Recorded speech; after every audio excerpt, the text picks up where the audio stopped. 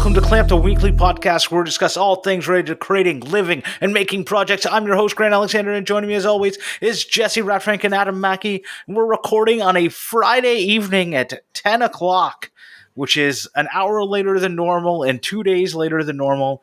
So It's been a little while. Adam, what's in your clamps? I have been building shelves and hooks and stuff. So I've cleaning up around my TV. I've hung 2 helmets, one on either side of the TV, and then I've got a shelf on either side of the TV. And I bought some motorbike Lego kits that I've made to sit on the shelves, sort of like a little backdrop. Oh, cute. So something's interesting behind me when I'm recording. So I've done that, and I've been 3D printer shopping because I'm sick to death of my Ender 3 failing. Like every 4 to 5 prints, I have an issue. Get a bamboo. It's driving me insane. That's what I'm looking at, the P1S or whatever it is. I've heard PLS? nothing bad. Absolutely nothing. I have heard multiple people now had problems with their bamboo. But Grant, you're always coming in with the service, pessimism. No, but the customer service has been apparently pretty good at good. getting people like replacement parts. But Keith from the Working Hands podcast, he got one and was having problems. And Corey from Odyssey CNC, he was also having problems with his, but they both seem to have sorted them out now. So, but I've heard lots of people say they are amazing and they make them, money and everything works out perfectly and everything is amazing. And yeah. What? That Lego Technic kit? Yeah, both of them, well, they're AliExpress ripoffs because I wasn't paying $100 for a Lego kit for display. It was $20 for that. They're both 1,000 pieces each. Whoa. So that was fun to put together. But like an hour. Yeah, so I'm looking at, it took me, the first one took me about 6 hours. Oh my God. Wow. You're so slow. Yeah. Well, I was doing it on a train. Okay. So yeah. Fair enough. But yeah, so the bamboo, I'm looking at I think it's the P1S or PLS, P1S I think it's called, with the ASM system, so like the automatic sorting or whatever it is, which from what I've discovered, apparently you can, if you buy 3 ASM set things, you can have up to 16 colors to print at once. Yeah, isn't that fucking which is crazy? Insane. I'm happy just with the 4. Yeah. But yeah, so I'm looking at getting that soon, which would be so good because apparently it prints so much quicker. The bed's a little bit bigger than what the Ender 3 can do, and they're just flawless out of the box. I put a post up on like 3D printing for Australia and just was like, I want a 3D printer. This is what my Ender 3 has. This is what I want my new one to have out of the box. I don't want to have to add all this shit. I want it to just work out of the box because the only time I really have issues is from it not being a stock printer. But if it's not a stock printer, then it's not going to work properly anyway. Like the BL Touch is amazing. But every time I finish a print, I have to turn the printer off, turn it back on, turn the printer off, pull the pin out, turn the printer back on so that it does its like double probe thing, and then auto home it. Otherwise, the print will never work. And it's driving me insane. Yeah, I'm too scared to fix the firmware because it took me so long to get that firmware to work to begin with. I've had some problems with my Ender 3 keeps losing the Z offset, but I don't know if I'm like just not storing it or something. Yeah, usually like it's fine. I program it in and I don't turn off the printer for a while and it's good. But then I turn off the printer for a week and I come back and the first print is just in the air, 3 millimeters off or whatever. And I'm like, oh, that's great. That was a nice pile of spaghetti. Didn't have a chance to stick to anything.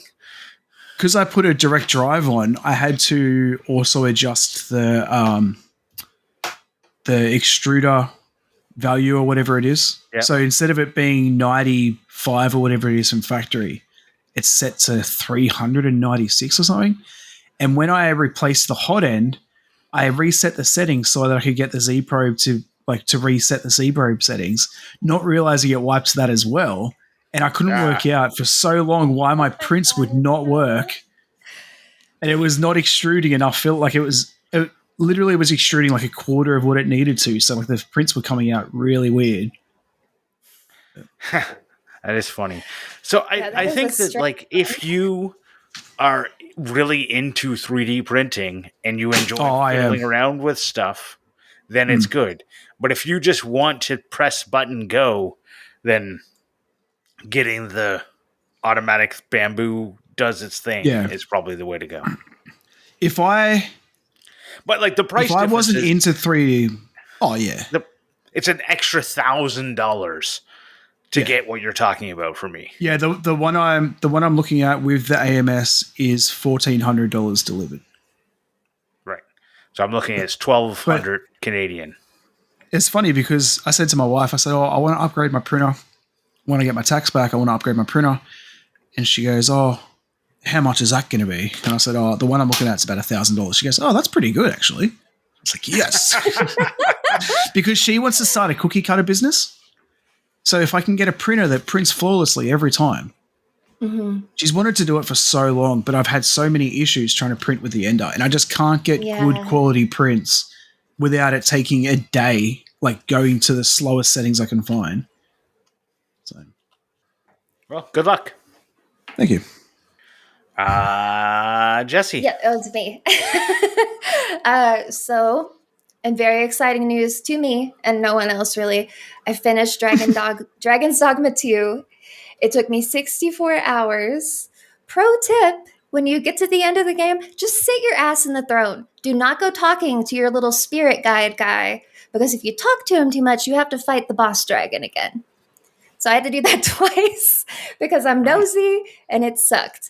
But I'm very proud. I finished all the side quests.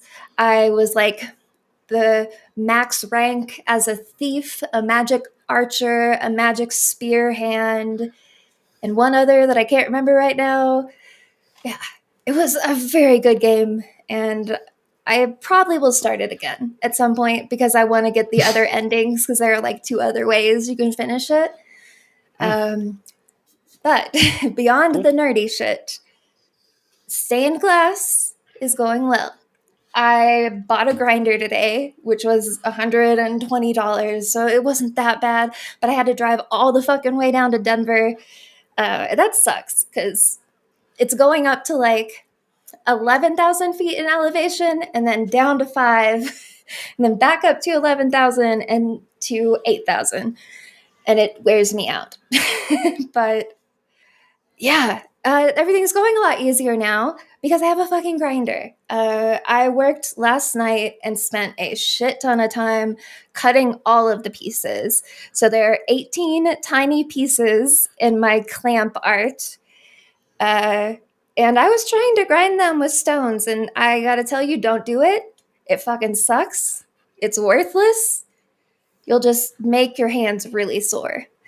Yeah, but things I think are going a lot better now. Oh, and I also got a pistol grip glass cutter, which I'm really excited about because the 2 that I have that are just a standard pencil grip hurt my hands so bad. So I'm hoping that this will go a little bit better because you can actually put pressure on it without like grinding your fingers into it. So yeah, we'll see. But things are going better. A familiar shape. I actually get it done. Yeah, familiar shape. I know America. What I'm doing. I'm Hashtag America.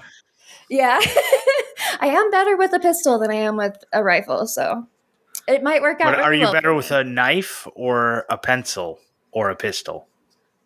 I'm gonna say pistol because why would I use a knife on glass? Well, that's what you're using as a cutter. Well, the cutter and it's just the tiniest little blade. So it's either pencil or pistol. There's really no knife version that I have.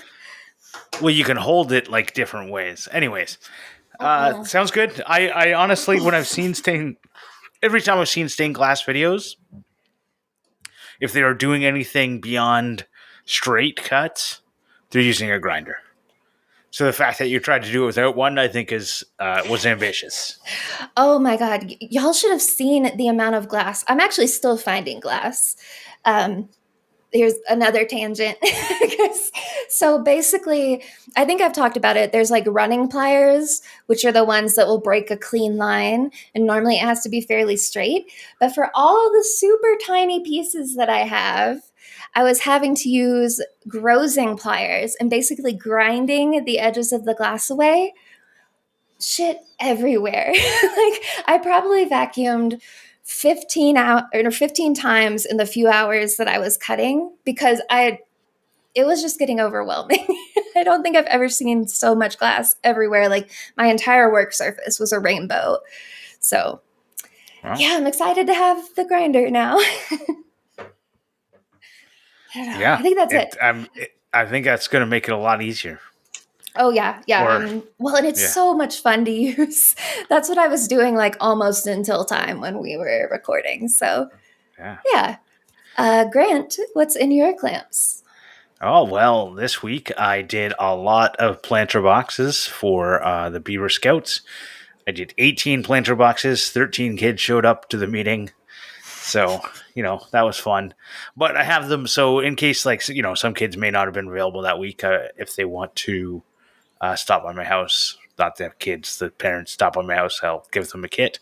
So I had previously, last year I'd done birdhouses, and I had the kids assemble the birdhouse, and it went really well and super fast. And I went, okay, we're going to be doing basically the same thing, but this year I wanted to make it a little bit more challenging. So I didn't with the birdhouse, I kind of pre-assembled it a little bit, so they only had to do a little bit of the assembly. This time I said, it's pretty square, just all butt joints and screw holes that are all pre-drilled. How can you screw it up? Oh, because you're a kid and you can. And the amount of kids who they did some of them just screwed right into places that didn't have a hole at all. And they just did it with just a screwdriver and just pushing hard. Other kids couldn't get with it pre-drilled, couldn't get their screws to go. But some kids were just I am determined, and just blew it through the end grain and everything. But so I did all these planter box kits, and that was fun. We had planned to build the kits, paint the kits, plant the seeds. Mm-hmm. And we did barely finish. We didn't even finish within the hour, and that's probably because the kids were not listening at the start. But the building part. We've been having really big struggles trying to get the kids to listen and start events on time, and it's really difficult. At the end, we're also doing the oldest kids are called Whitetails. We're building a little free library, but it's going to be a little free nature library.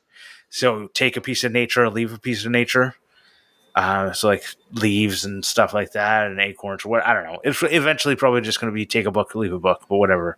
It's going to start off with a little nature library.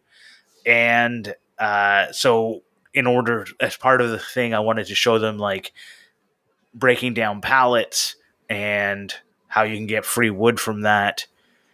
And so I brought some hammers and pry bars, and I got these 8-year-olds to try and break apart a pallet, and oh my god, they could not. And so the pallets that I had were from a interlocking brick. So they were heavy duty pallets, not they weren't cheap pine pallets. They were the heavy duty hardwood pallets, and it was all they could do with my help. Even I had the tiny hammer because I wanted to give them the best chance. With my help, we got a couple of them apart. I definitely thought it was going to go a lot faster than it did. And we didn't even get a single in the 30 minutes. They didn't get a single pallet apart. They got a bunch, 5 or 6 pallet. I don't know, whatever. That is so much more work. When I see the problem is I didn't have any I don't have a pallet buster, or that would have been key. I definitely can see if you're taking apart more than one pallet, making a pallet buster or buying one is definitely do it. Yeah, pulling apart pallets is the worst. I got to a point where I just cut like between the nail parts. Yeah, but I've seen you only so got many little people bits do though. that. Because I just got so sick of it. Yeah. So don't do that. I have also, so I don't know, or do it. You know what? It actually, I think it taught them like the value of how much it is, how difficult it is to do this kind of stuff. So it was fun. I've also been editing a video again. I want to maybe get a video out this year. We'll see. This year, maybe. This year, maybe. When I was editing the video, and my son in it is 3 years old. Maybe he's 4, but I think he's 3. And like, he's 6 now. I kind of got to get this video out, right? Like, it's been a while since I did it. So it was the video I'm working on is the play structure, and he helped me like building it, and it's like measuring things. But so I was working on that, and then in it I was like, oh, I have a drone now. I should do some filming of in the backyard of the thing, and then I was going to get the kids to come out and play, and I was going to film them playing in it while I was flying the drone around. And I have not gotten used to the controls yet. And sometimes when you want to go forward, you press one button and it actually like makes you go higher. And then you try and press a different button and you go backwards instead of forwards. Oh, no. And then you crash into your house and you break one of the arms. No. So sometimes that happens. And that's what I did. So I downloaded and 3D printed a new arm, and I just have to install it. That requires I was about to ask, can soldering. you at least 3D print a new one? That's good. Yeah, so the biggest problem I have is they don't sell like the plastic arm part. They sell like a whole, like the part with the motor and the antenna already installed. So it's $60. But because my drone sold, apparently, or I don't know why they don't sell it separately, but like unless I get it from AliExpress, 3 months shipping from China for $2, right? or $60, and I can have it tomorrow. It's like, what was that, Adam? You are much closer, 10 Adam. 10 days for shipping. Yeah, I think you might be a little bit closer to Asia. Yep. Yeah, well, I don't know. China used to be a month shipping, like always. I never bought stuff from China because it was a month wait. But now I buy stuff on AliExpress all the time, and it's here. Sometimes it's even here within like 4 days. Well, it's pretty rare. It's usually 2 weeks. 3 months for me. That's insane. So it normally says 2 months for me. I have guaranteed 10 days, or they give me 50% back. Well, okay, I would like 10 days, and I don't want my dollar back. Like, I want it now. So I'm going to put this together. I'm also going to save the old one and like glue it back together. Maybe put something. The biggest problem with like gluing it back together is it's not going to be very stiff, I feel. But lots of people on the internet say they just glued it back together and it worked just fine, and it probably did. It's a shame that glue doesn't get hard or stiff. Yeah, it's a shame. But lesson learned. Growing up, I worked in a hobby store, and this is like when computers and flight simulators were starting to take off, and they had a remote control plane flight simulator on display in the store that you could use to. We were trying to sell the program, so we had one. They gave us a display unit, and we had it on the store so people could come in. Some people just come in and play with the game, whatever, it's fine. So whenever I'd be bored at work, I would fire it up, and flying the planes, no problem. I could do that. I raced RC cars. It was pretty much the same. There's one added dimension of up down, but otherwise it was fine. I never ever in the entire time I worked there, never was able to take off a helicopter and land it without crashing. I have the same issue in GTA. Yeah. Yeah, I think that's the only time I've attempted to fly one is probably Grand Theft Auto. And helicopters for some reason are always so hard to fly in games. I don't know why. because I'm sure Well, they they're probably really just hard did- to fly. Yeah. Yeah. So when at work, I flew in the. I probably shouldn't say this. Probably classified. Wasn't allowed to take pictures, but I flew in the Chinook flight simulator for the Canadian Armed Forces, Okay. and in a suit, a full suit and tie, flying because I don't know. I didn't know we were going to go fly in a helicopter, so I got to fly in the simulator, and I just like in Fast and the Furious, where like Brian's got his laptop and it just like pops up, danger to manifold, danger to manifold. The fucking simulator just was just saying shit that didn't make any sense to me. It was like, torque too much, you're torque twisting, and I'm like, what is this saying? And they're like, the guy's looking at me like, what the fuck are you doing? And I don't know what I'm doing. All I know is that I think I was like, the front rotors were going one way and the back rotors were going another way, and I was trying to twist the helicopter in half. We have like multi-million-dollar train simulators at work, which are for training. But when I was in training, there was a day where we didn't have there was a trainer went sick. So instead of sending us home, they said, "Oh, do you want to just play on the simulator all day?" So we did that, and I crashed a train going 150 k's an hour in reverse. Nice. Oh my just God. For fun. Yeah. So I didn't crash. I landed that helicopter. I didn't it was when I was trying to turn. I don't know what I was doing that I was fucking trying to twist the helicopter, but I couldn't turn the helicopter, but I was able to land. And then so the helicopter has the simulator has all the windows are screens that actually look right. And so he lit a fire underneath me for fun. I was like, well, that's nice. Right. And then he's like, and now there's a whole bunch of seagulls. Right. Because you don't want to get them in the propellers. And I don't know. It was a fun time. How does that work in real life? Surely they just get cut and that's it, right? Like it wouldn't affect. I'm sure it wouldn't affect the helicopter, surely. It could. It all depends. Like it depends on how many seagulls. Imagine if the one thing that takes down a helicopter is a seagull. I mean, the one thing that kills our whole network at work is helium balloons. They hit the overhead power lines and it just shuts everything down. Oh no! Yeah. Yeah. The thing that shuts down the trains here is ice. It's weird. I was so worried about what you were Same here. Because I'm like in San Francisco. I shut down the trains here too. Yeah. Oh, yeah. It makes different sense. Ice. Oh. So you're talking about the weather ice. Yeah. I'm talking about the nose ice. Yeah. Nose? I don't know. I don't know drugs. Nose candy. Nose candy. So what's crazy is when you design a train or anything, you try and think about the environment that you're going to be placing it in. Right?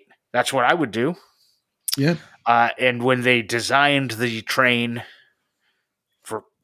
in the capital of Canada, which is the coldest capital in the world, they did not think that it might get a little frosty. And we get to the point where Fahrenheit and Celsius meet in the negatives. So it gets a little cold.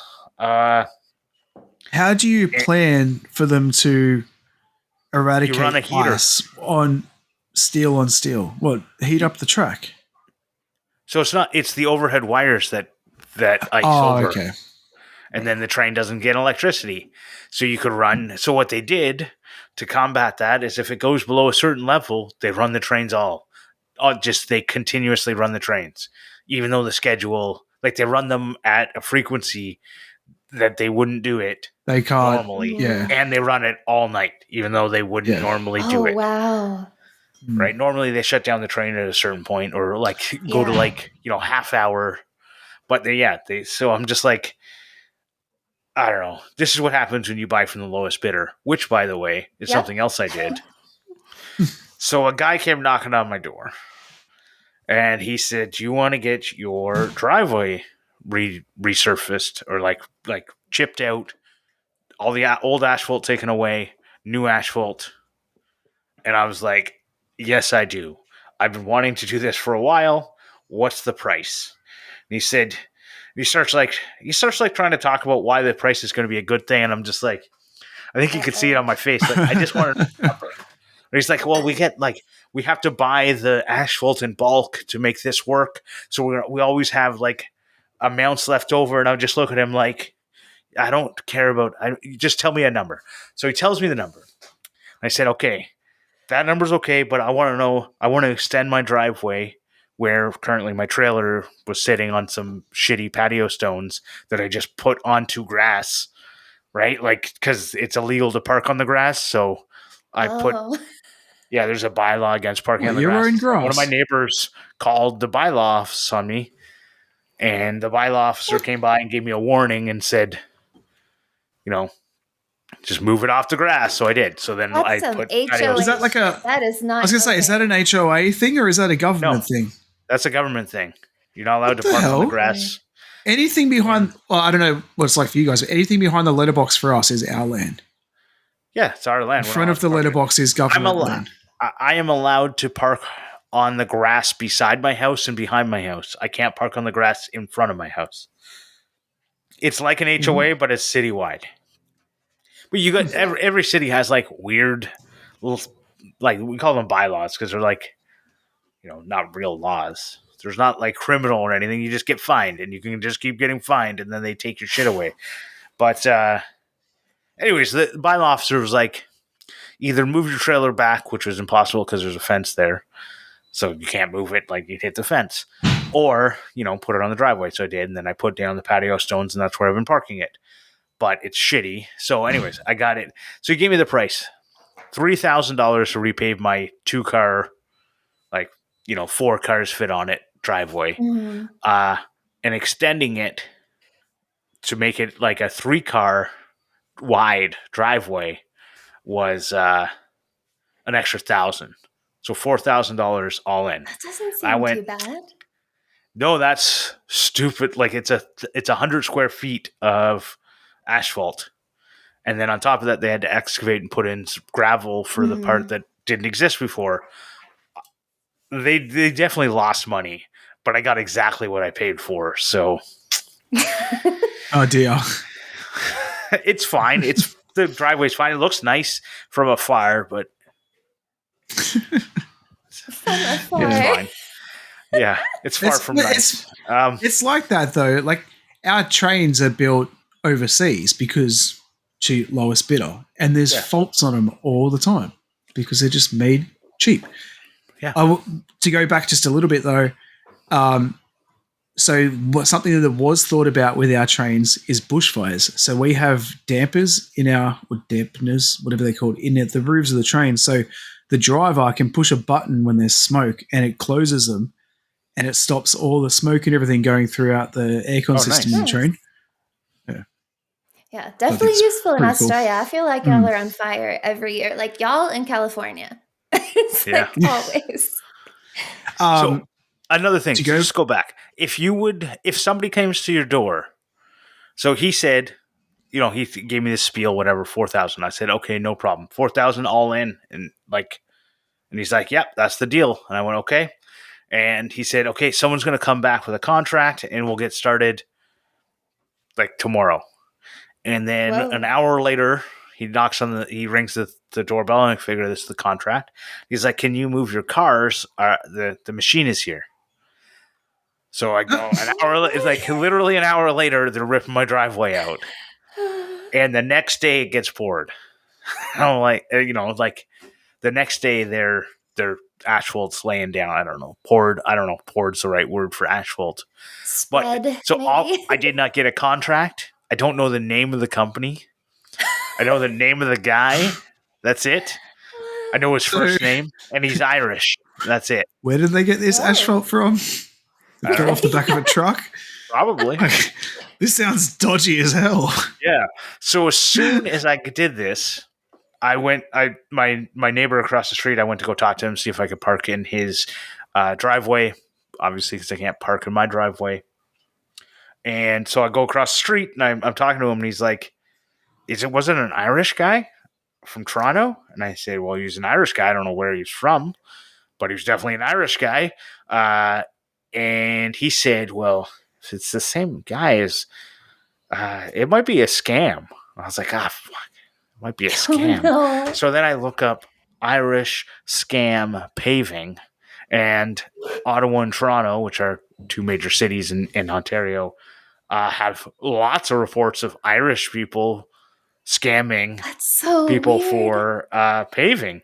And what they do, what the scam is they go around the neighborhoods and they gave that same spiel, and people sign up and they pay up front, and they come and they either they just take the money and leave, or they tear up your driveway and then say it's going to be more money.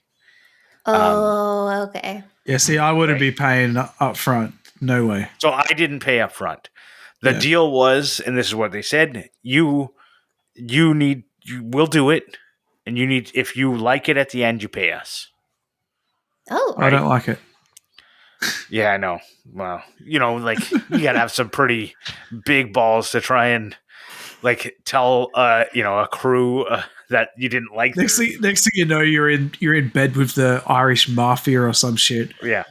So the big problem is, so because they did it so quickly, and they obviously they were working so late, I was doing some volunteering with the Scouts, so I had to leave. And I didn't get them to see. I didn't get to see the finished part and approve it, right? But they were almost done. They had already got the steamroller out or whatever. But I had to go, so I just paid them and left, right? And came back, and there's a couple spots where I go, I can see where the steamroller, the lines of the steamroller that I know I shouldn't be able to see the lines where the steamroller went, right? But I got what I paid for. You don't even have a contact for them? You couldn't even call them and say... I could call a burner phone. Yeah, I could call a burner phone with an area code I don't recognize. Yeah, I could do that. What? Who the hell did you get business from? Right, so I looked up the standard rate is for just resurfacing is for the lowest rate for resurfacing, which doesn't include adding gravel, doesn't include excavation, is $4 a square foot. That's the lowest rate I could find in Ontario, and that's what I paid. Yeah. But I paid, and I got said that didn't include excavation and everything. Right. Yeah, and they put down a whole bunch of gravel. Right. Yeah. So I went, and the lowest, and the highest rate's usually around $15 a square foot. You say you got what you paid for, but it's not horrible, is it? It's just not perfect. No. It's just not perfect. It's acceptable. You happy with it for the price you paid? I don't know if they did if they did such a bad job, which is possible. In a year, it might look like garbage. Yeah, right. That's the problem you come about. But my driveway looks like garbage anyways, but now it's wider, so I'm happy. So, have you guys ever gotten what you paid for? Have you ever been in that, where you feel like you could have been in a situation where you probably should have made a better decision or put more money into it, but you're happy because you feel like you got the value, but you didn't get what you really wanted, you just got what you paid for? To bring this back full circle, I'm currently shopping for a new 3D printer. And yeah, I got what I paid for. No, look, the Ender 3 is a great entry level to get your foot in the door, but it is, you get what you pay for. Honestly, it's not the best printer, but it at least showed me that I want a good printer. It sort of gave me that experience and no, this is something that I will stick with because I really enjoy making models and printing them, and especially if I can find a printer that does it better. Yeah. Right. But work-wise, I don't really pay for labor, so I do most things myself. That's usually why I do things myself, is because it's not that I don't value other people's stuff, but I have a real hard time paying someone what I feel like. I only want to pay the cheap rate, but I want to get the good stuff, so I just do it myself.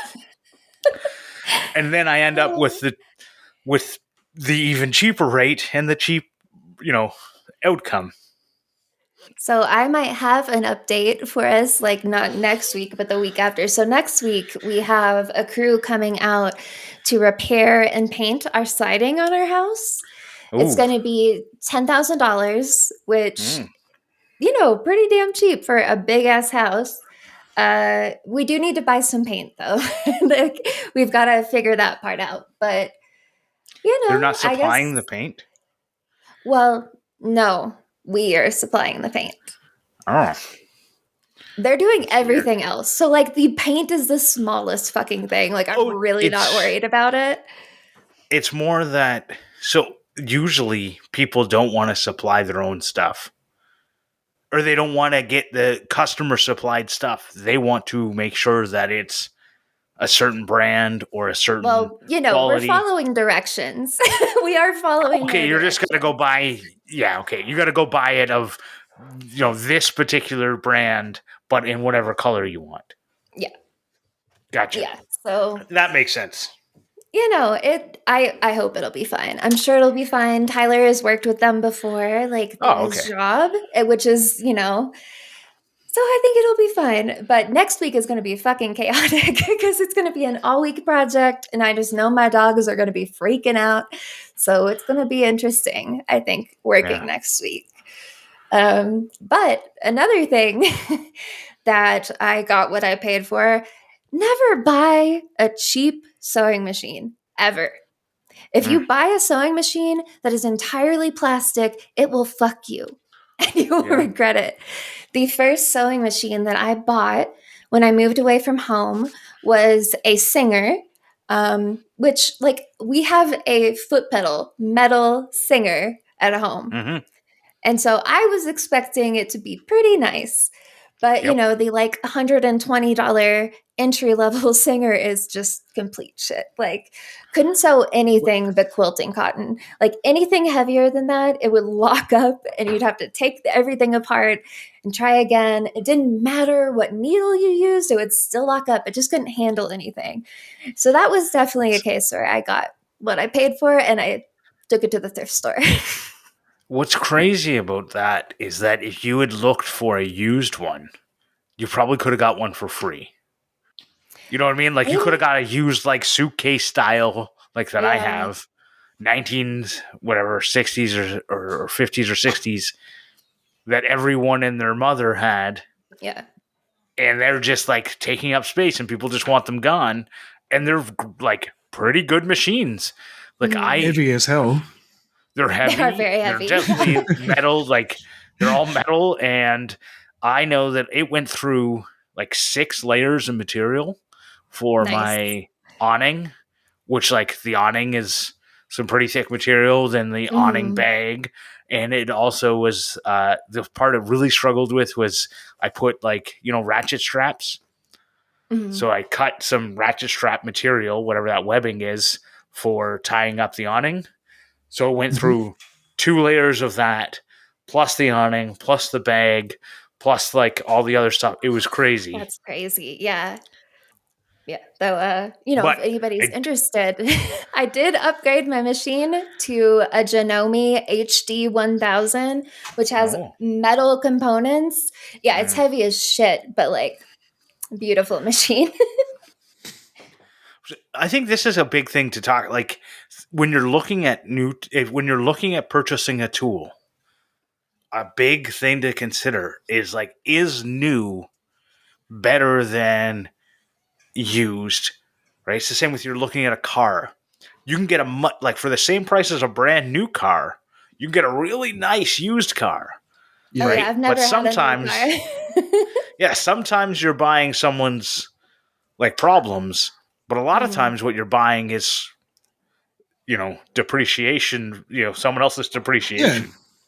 Like, I don't think I would ever really buy a new car. Maybe if I was in the position where I had lots of money. But, I mean, I can't say that I never will, but I've always said that I never will. Because I would rather, like, you could, as soon as you drive off the lot, it's worth 10 grand less. Yeah. So, like, why would I buy a brand... Well, yeah. Like, why would I buy a brand new car? Somehow worth more. Yeah. Why would I buy a brand new car when I can buy the upgraded model for secondhand for the base model price brand new. Right. So that's the same with why buy a brand new like table saw. Like if your budget if you're trying to be cheap, you should probably look at used stuff. Or you should either go like mid-tier or up. If you're looking at the cheapest stuff, you should probably like. One of my regrets is buying like the cheapest planer out there. That like little lunchbox planer. I was like, I really wish I hadn't bought this. I had bought the better DeWalt one. And now I have like an older Makita one, right? So like, I feel you just like you gotta think about what you're doing and what you. I think it definitely comes to like the expense a little bit to me. Like, I don't think I would buy a secondhand drill. Well, no, let me rephrase. I'd probably buy a secondhand like DeWalt, something that's expensive, like a $400 drill, but I wouldn't buy a secondhand $80 Ryobi. Right. So that's what I'm saying. I'd rather just buy it new and have the new warranty and all that sort of stuff. But if you were looking at an $80 brand new drill or a $200 drill that's used for $80, you might be, might as well get the $200 one used. Yeah. Like drills are a bad example because people abuse them. Table saws are often a good example of something that people take care of because they're a giant tool, right? Yeah. But not a contractor one, not a Ryobi or a Mastercraft. They're in saying rigid. That though, I don't know if I've really seen many newer table saws for sale. Like I don't think I've ever seen someone selling a secondhand saw stop. Not here anyway. Every time I see a table saw for sale, it's like an old one. Like when I see them come up, they're close to the same price as a new one. Yeah. You're right. But if I were to compare, so I have like my grandfather's old Craftsman, and my buddy bought a rigid contractor saw or job site saw, and oh my God, like you can get a Craftsman all day in my area basically for free. A lot of times it's like, we want this gone. Can you please take it? If you can come and get it, it's yours, right? Yeah. Or like, or $50, right? And it's probably worth $50 worth of scrap metal. So it's basically free. And you spend $400 on a rigid table saw because it folds up into a cart and it's just garbage. And I hated using it. And I felt like it was going to fall over every time we were using it. I just didn't feel comfortable using it. And so I would much rather take I'd rather spend $400 on a Craftsman than $400 on a rigid of that. But if I got like $80 to $80, I might want the one that folds up. I don't know.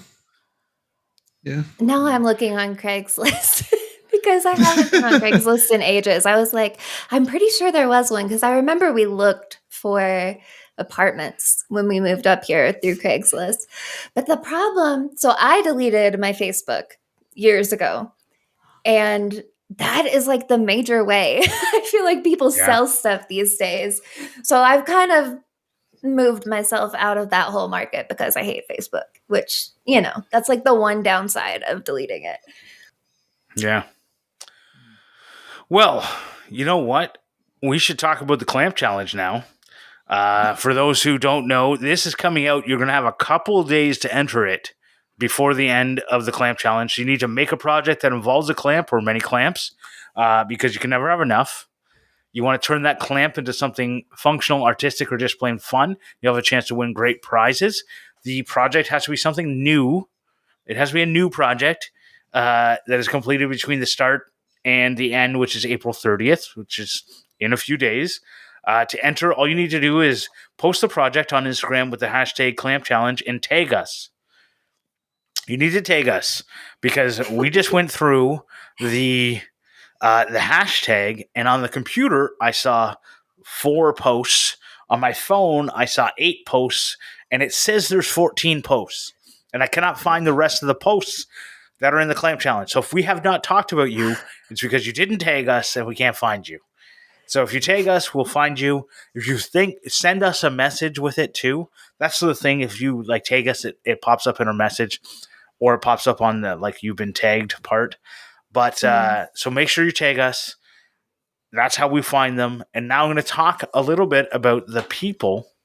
And if you tag us and you have a chance to win great prizes, which include a 5575 from Chapman Manufacturing, which, by the way, use CLAMP24 and you'll save yourself 15%. Housemade Industrial, you can get the wonderful spoon kit, which mine has been delivered to Austin's house, and I will be picking it up when I go down there in a month. I wanted to save on shipping. Free shipping in the U.S., and it's probably like $50 shipping to Canada because it includes a heavy-ass swage block, and I want to call it a trailer hitch. That's what it looks like. Yeah, But and then you can also ISO tunes and a mullet from a weird guy. So who do we have? We have Griffin Makes. He has posted what I would say is almost a completed project. Like if he changes his mind about what he's doing next, I think he's making a seat. And he just says, "This is my completed project." I would accept that as a completed project because a seat is just for comfort. But he took his clamp challenge project. So this is like a inception level clamp challenge. He took his clamp challenge that he made a leather stitching pony. He's turning it into so a stitching horse. Yeah. Yeah. Yeah. The stitching pony, like, it looks so much better than the one I have that I bought. Like, I really like the design of his. The stitching horse is going to look so good when it's done. Yeah, it reminds me that I want the carving horse, whatever it is. I want one of those. I used one at the maker camp, and it was, I wanted to do one of the classes there, but they were like, you had to line up for like an hour to get in on it.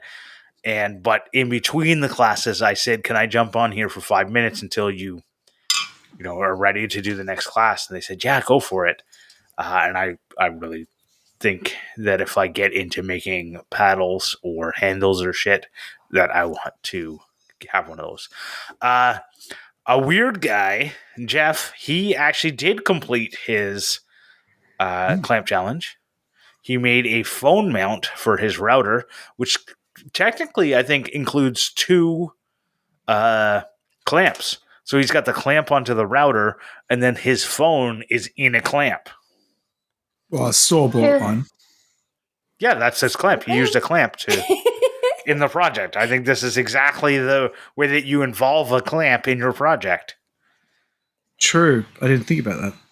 Yeah, it turned out really well. Up here for thinking. Yeah. The video is great. You guys should go look at it. It's just perfect, setup. I was messaging him today. He's so happy with the edit. Yeah. So really now we're going to get into the ones that we found that would only showed up on either phone or web page. I don't know. Hashtags are stupid. They're not working right. Instagram, you suck. Yes. So we have clamps as home decor, and I think this is a just trying to be funny post, but I love it though. It is creative. Yeah. Creative designs by Jeanne. Yeah. Jeannie, I was like, Gianni. No, that's not it. I was like reading all the letters, and I was like, that's not how you say that. I was just going to say Jeanne. But she just hung up some spring clamps as her home decor.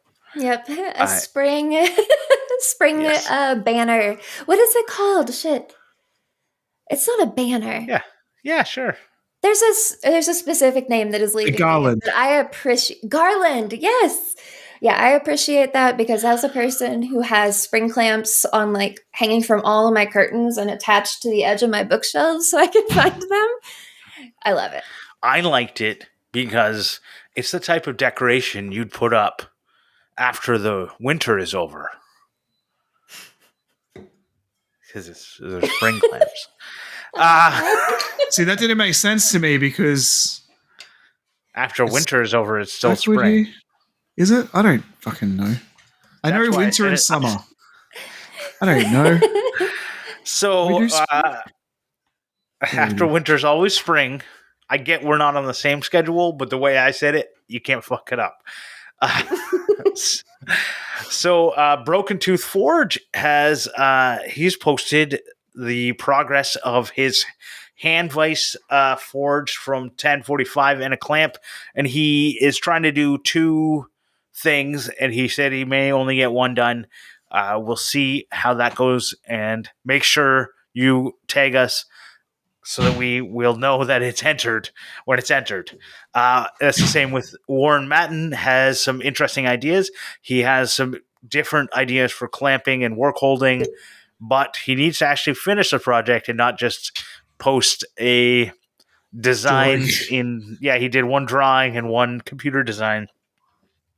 But he recognizes that he actually has to make it to enter, so I appreciate that. Yeah, I'm looking forward to see. Got a few days left. Like I said, this is going to be the crunch time. I know a lot of people are going to be putting out their projects in the last couple of days. That's always how it happens. Next week, we will be getting together and talking about the winners of the contest, or the winner, the entries in the contest and the winner. So I'm really excited for next week's podcast episode. And now the Patreon supporters. I especially want to thank the F Clamp level, Scott from Dad It Yourself DIY, Joe Herdina, David Wood from DW Wood Builds, Brad from I'm Gonna Make, and Chad from Chad's Customs Creations, and everyone else who supports us on all the different levels. Thank you so much for your support. It means a lot to us. And if you want to share the show or get in on some of the Patreon stuff, including the after show, the Gnome Hammer draw, which is coming up soon at the end of the month. He does a monthly draw, and everyone who is a Patreon supporter gets entered in that. Or if you want a keychain made by me, go to patreon.com/clamp. We really appreciate that.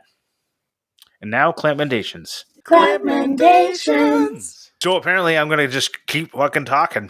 Because they put my name first. So I was scrolling through Amazon Prime because I was watching Fallout, and I was done that, and I was like, oh, I'm already in this ecosystem. What else is here? And I saw Boondock Saints, and I have not watched Boondock Saints in a while, but it's a movie that I've probably seen 100 times. I used to put it on every single day when I would get, like, it would be my background noise on my second monitor while I was doing work. So, seen it 100 times. It is also the reason that I've found The Walking Dead, because I was flipping through Norman Reedus. Flipping through the channels and saw Norman Reedus, and I said, I like that guy from that other movie. What's happening here? Zombies. I'm in on that, and that's what happened. So if you haven't seen Boondock Saints, you've been living under a rock for 24 years or whatever, go check it out. It's a great movie. I think it holds up pretty good. Like, there's some problematic scenes, but I think it holds up pretty good. I was just trying to think. Like, I wonder, because I haven't seen it in probably 15 years. Yeah, there's a couple scenes that I went, ooh, but it also makes sense with, like, the whole where they're at and the time period and everything. But and it's got Willem Dafoe, and he's great in it. Yeah, and then what's that porn star? Ron Jeremy. Ron Jeremy's in it. And so if you don't like him, he gets shot. So not to spoil anything. Jessy, what about you? So I just want to echo, first of all, y'all's recommendation from last week of Fallout. Holy shit, it was so good. That's probably the best show I've seen in a very long time, especially one that's based on something that I already love. And And I don't know that I should talk anymore about it because I will spoil things. So, yeah, I don't know anything. Fallout's amazing. It's so I'm on my second watching now. I think I might start it again. Typically, I watch like The Thing or like Hereditary as background noise because I love those movies, but I might do Fallout now because God, it's so good. So I watched it by myself, and now I'm watching it with my wife. Oh, nice. Yeah. So let's see. She's never played the games, but she's enjoying it. So many people haven't played the games that are now playing them, which I also think is great. Like Fallout sales have gone through the roof. Yeah, Fallout 76, which is like the newest online one that I just wasn't a fan of because I hate online games. I think it doubled in players, and it like has surpassed its like I don't know previous peak. Yeah, that's what it is. So like that one blew up, and Fallout 4 has been selling like crazy, and it makes me so happy because now I will probably have more people to talk about Fallout 2. So it's great. But my actual CLAMPmendation this week is from Timber_Rough. That's their Instagram handle, and I'll put it in the show notes as well. So they are a woodworker, and they have started posting on Instructables, and I love every single thing that they've posted. But just recently, like I think maybe just this week, they posted a gesture-controlled wooden DNA desk lamp. So it's bent wood, laser cut parts, LED strips. Like it's so beautiful. And it's on both the Instructables page right now and on their Instagram page because I had to repost it. It's just so awesome. So yeah, I would recommend heading either to Instagram or to their Instructable and watching the video because wow. That's pretty crazy looking at it. Also, they have 22 followers, but their work is crazy. Yeah. It is like, honestly, I think it's actually too much that I think people don't believe it's real, if you know what I mean.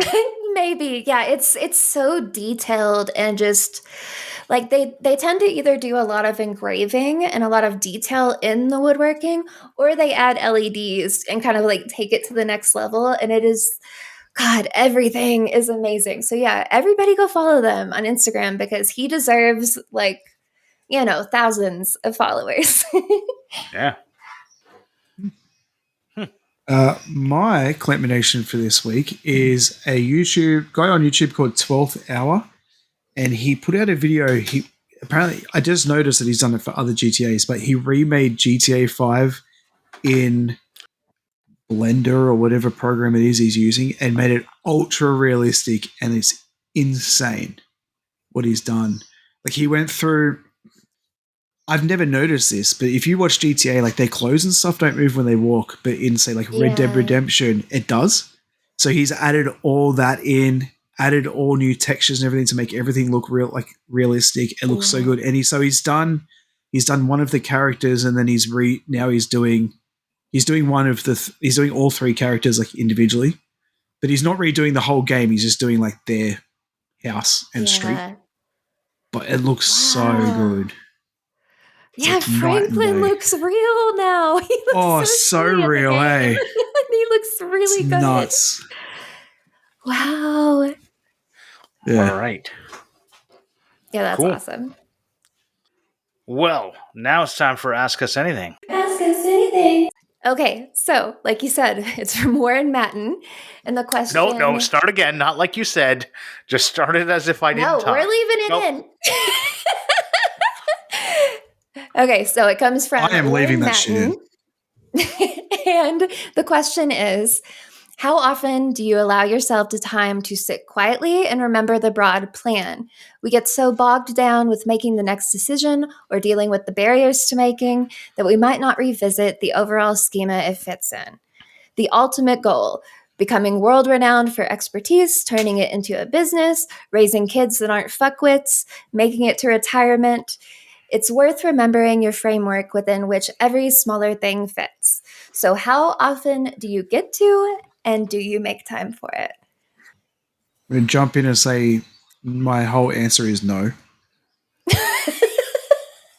I literally just go with the flow. I don't think about the grand scheme of things. My answer is a little different.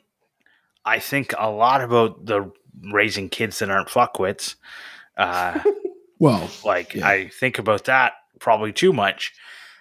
But when I think about the future for myself, it's like it just makes me depressed. Like it becomes like an existential crisis of like, what am I doing with my life? And then I just go, this was a bad idea to think about this. So I probably don't think about that. Like I just go like, I'm gonna end up one day dead. Like I don't know, it goes all the way to that. Like it just skips to like, you're gonna be dead one day. What are you gonna do about that? And I go, well, I don't know, nothing. So I'm not good. Maybe I need to think more 5-year and 10-year and less 60-year or whatever. Yeah, probably. So it doesn't turn into an existential crisis. Right. 60 years, you're going to be worm food. Yeah, apparently. So mine, we're going back to therapy, Jessy. This is actually something that my therapist wanted me to do because I have that level of anxiety where everything is an emergency. And so thinking about where I sit in relation to everything else and how everything doesn't need me to keep working helps a lot. Like, just, I don't know. This is, I guess, maybe it's not going to sound great, but like just remembering how insignificant I am for a lot of things and that what I have is good and I'm content and I'm happy and I'm lucky that like we have a house, we have a car, we have all these things. Like it helps kind of center myself because I just, everything is an emergency. Everything is the end of the world if I get like too worked up. So yeah, just thinking about where I am is good. Being grateful for, and this is something they were talking about today, is like Bob was talking about, like thinking about the things that you're like grateful for and that you have, like he was talking about like, I think Jimmy mentioned someone who was like only used their feet. They didn't have any arms. Right. And he's like, I was born with all of my limbs and I did nothing for that. Right. There's nothing I did changed whether, the amount of, abilities I have. And so I should just, I should like pause and reflect on how that has made my life better or just allowed me to do things without challenges that other people may face. And there are so many things. I was talking with my friend right before we started recording, and we got talking about, like, for some reason, net worth. And I was like, well, like, technically I'm like a millionaire because my house is worth so much money. And, he was talking about how he rents.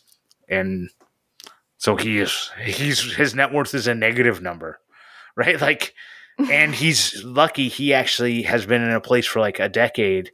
So he actually has like a very reasonable rent. Yeah. But he's just, he's a single father and doesn't really have like the, like he doesn't, if you don't make a lot of money, you can't get out of it. Right. And, thinking about that, I lucked into buying a house when I bought a house, and I am definitely lucky in some ways. And maybe getting bogged down with the next decision or dealing with the barriers or whatever, like allows you to also see the things happening now so that you don't worry about the things. Like, I don't know. It's like hard because you want to know the 5-year, the 10-year plan, but you also need to be present in the moment for that to happen. Yep. And you need to see the opportunities today and not worry about the 5-year plan. Well, that's not what was in my 5-year plan, but the opportunity presented itself. So take it. Like if I could go back in time, when I bought my first home, the guy that I bought it off of, he was selling. He owned this townhouse, like this. It was a townhouse complex. It was like 25 houses, and he owned 12 of them. And he wanted to sell 12 of them over a period of a few years to minimize his tax, right? And so I could have entered into an agreement with this guy to every year buy a house and move and flip it, and move down the street and flip it and flip it and flip it. And I don't know why. At the time, I just never even, like, I just went, that is $1 million, a minimum $1 million of, like, liability I'm signing myself up for. Yeah. But in 5 years, those houses were worth double. So when I sold my house, I sold it for double. So I went, that would have been a $1 million liability and a $2 million payout. I probably should have thought about it more and thought about the opportunity, and I didn't. So, because I don't know. I was also, like, pretty young. And, I don't know, but like taking on more real estate is never something I want to do. Like it is never something I want to do. I do not want to be one of those people that has multiple properties and just rents them out and always has that hanging over my head as like all these potential problems that could happen. But like for Tyler and I, we've been really good at taking opportunities to move to different places and like see new things, you know, because America is so fucking big. It's like, yeah. We've lived in Western Kentucky, we've lived in Louisville, and then we moved to Oakland, and then we moved here, and now we're probably going to move to Washington. And like, yeah, there's a lot of reasons we could just stay here and we could be comfortable. But I really think, yeah, we could do a lot better if we move somewhere that isn't like Alaska prices for everything because we're in the middle of the fucking mountains. So it's like, I don't know. I feel like we do pretty well at just picking everything up and doing something new because we're still pretty young. You know, it's like we might as well, because if nothing else, we can move back to Kentucky and everything is fucking dirt cheap and like figure something out, you know? Yeah. Well, on that note, I want to thank TF Turning for the theme song. And if you want to find us, you can search on all the usual social media places. And look for Clampcast. If you want to find me, I'm the Grant Alexander. Jessy is Jessy Ratfink, and Adam is Maker Mackey and or BKR. R. BKR. He's a pirate now. Biker builds on YouTube. Close enough. What? What is BKR it? Custom Motorbikes. Yeah, that's what I said. Biker builds. Yeah, same thing, right? Yeah. I'm pretty sure that's actually a channel. BKR Biker Builds. I like it. Just biker builds. Let's go into the after show. Bye. Bye.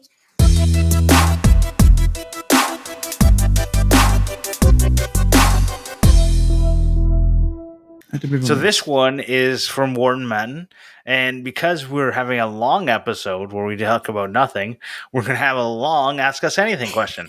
Yep. How often do you allow yourself time to sit quietly and remember the broad plan? We get so bogged down with... Oh, wait, you're supposed to ask this. I'm wondering what's... Adam was like... I'm literally going here like, what the fuck is going on? Like, it again. No. You can just keep going. Keep going before we No, were. I can't. No, it's your fault. I can't do it. I just got so used to talking. Jessy, where was that? That's the start of the thing. I just got so used to talking. Go.